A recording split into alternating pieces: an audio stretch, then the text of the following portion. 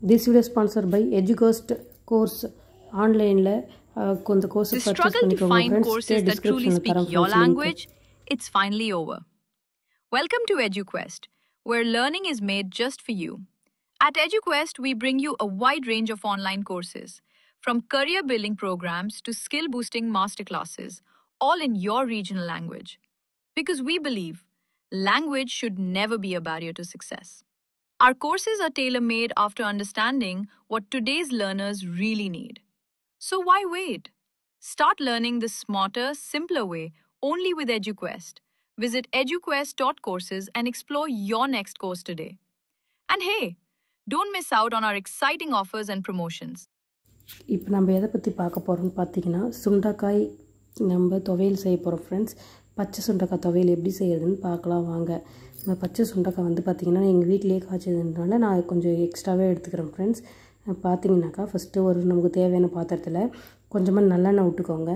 நல்லெண்ணெய் எடுத்துக்கிட்டிங்கன்னா ரொம்ப நல்லது ஃப்ரெண்ட்ஸ். ஏன்னா அந்த சிறு லைட்டான கசப்பு தெரியாது, கொஞ்சம் உடம்புக்கும் நல்லது. இந்த அல்சர் புண்ணு இருக்கிறவங்களுக்கு இதுக்கெலாம் நல்லதுன்றதுனால நாங்கள் வந்து ஃபஸ்ட்டு நான் ஃபுல்லாகவே நல்லெண்ணெய் எடுத்துகிட்டு அந்த இதில் வந்து சுண்டைக்காவை லைட்டாக தட்டிட்டு அந்த விதையை லைட்டாக கழுவி எடுத்துக்கிறோம் ஃப்ரெண்ட்ஸ்.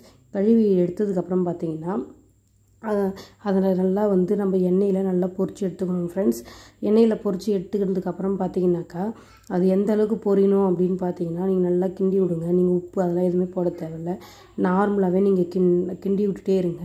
அது வந்து ஒரு மாதிரி வத்தல் மாதிரி ஒரு மாதிரி எப்படி சொல்கிறதுன்னா ஒரு மாதிரி மொடன்னு ரொம்ப மொடன்னு ஆகாமல் ரொம்ப ஒரு மாதிரி பச்சை சுண்டைக்காவே இல்லாமல் ஒரு நார்மல் ஸ்டேஜுக்கு வரும் ஃப்ரெண்ட்ஸ். வந்ததுக்கப்புறம் பார்த்தீங்கன்னா நீங்கள் அது வந்து அதை எடுத்துக்கலாம் ஃப்ரெண்ட்ஸ். அதை பார்த்தீங்கன்னா இப்போ இந்த பதம் வந்ததோ அதை வந்து ஒரு பாத்திரத்தில் மாற்றி எடுத்துக்கிட்டு அதே வானலில் பார்த்தீங்கன்னா திரும்பவும் கொஞ்சமாக எண்ணெய் விட்டுக்கிறோம் ஃப்ரெண்ட்ஸ். அந்த எண்ணெய் அதுவும் நல்ல எண்ணெய் தான் ஃப்ரெண்ட்ஸ். நெக்ஸ்ட்டு பார்த்தீங்கன்னா இதுக்கு டேஸ்ட்டுக்காக நம்ம வந்து கடலப்பயிறு கொஞ்சம் ஆட் பண்ணிக்கிறோம் ஃப்ரெண்ட்ஸ். கடலப்பயிறு கொஞ்சமாக ஆட் பண்ணி கடலப்பயிறு லைட்டாக பொரிஞ்சதும் பார்த்தீங்கன்னாக்கா நமக்கு கூட வந்து பூண்டு ஆட் பண்ணிக்க போகிறோம் ஃப்ரெண்ட்ஸ். பூண்டு தேவையான அளவுக்கு பூண்டு எடுத்துக்கோங்க. நெக்ஸ்ட்டு பார்த்திங்கன்னா சின்ன வெங்காயம் கொஞ்சமாக ஆட் பண்ணிக்கிறோம் ஃப்ரெண்ட்ஸ். சின்ன வெங்காயமாக ஆட் பண்ணிங்கன்னா கொஞ்சம் டேஸ்ட்டு இன்னும் கொஞ்சம் டேஸ்ட்டாக இருக்குன்றதுக்காக தான் சின்ன வெங்காயம். மருத்துவ குணமும் நிறையா இருக்கிறது, அதனால் சின்ன வெங்காயம் வந்து எடுத்துக்கோங்க ஃப்ரெண்ட்ஸ். நெக்ஸ்ட்டு பார்த்திங்கனாக்கா நம்ம என்ன ஆட் பண்ண போகிறோம்னு பார்த்திங்கன்னா நம்ம வந்து நெக்ஸ்ட்டு பார்த்திங்கன்னா நம்ம வந்து வெங்காயம் வந்து சின்ன வெங்காயம் வதங்குற அளவுக்கு நல்லா வதக்கி எடுத்துக்கிறோம் ஃப்ரெண்ட்ஸ். அதுக்கப்புறம் பார்த்திங்கன்னா நம்ம வந்து காஞ்ச மிளகாய் எடுத்துக்கிறோம் ஃப்ரெண்ட்ஸ் காரத்துக்காக. உங்கள்கிட்ட வந்து காரம் எப்படி இருக்குதுன்றது மிளகாய் எப்படி இருக்குதுன்ற பார்த்து எடுத்துக்கோங்க. நான் போடுற மிளகாய் பார்த்திங்கன்னா காரம் கம்மியாக இருக்கும் ஃப்ரெண்ட்ஸ். ஏன்னா குழந்தைங்களாம் சாப்பிடணுன்றதுக்காக நான் கொஞ்சமாக ஆட் பண்ணிக்கிறேன் ஃப்ரெண்ட்ஸ். இந்த மிளகாய் சுத்தமாக காரமே இருக்காது, அதுக்காக தான் நான் கொஞ்சம் மிளகாய் எக்ஸ்ட்ராவே ஆட் பண்ணிக்கிறேன். நல்லா அது கொஞ்சமாக வதங்கினதுக்கப்புறம் பார்த்திங்கனாக்கா நம்ம கருவேப்பிலை கொஞ்சமாக ஆட் பண்ணிக்கிறோம் ஃப்ரெண்ட்ஸ். கருவேப்பிலை கொஞ்சம் போட்டு வதக்கிக்கோங்க. வதக்கினதுக்கப்புறம் பார்த்திங்கனாக்கா நம்ம சுண்டைக்காய் வந்து வதக்கி வச்சுருக்கலாம் ஃப்ரெண்ட்ஸ். அதையும் எடுத்து ஆற வச்சுடுங்க.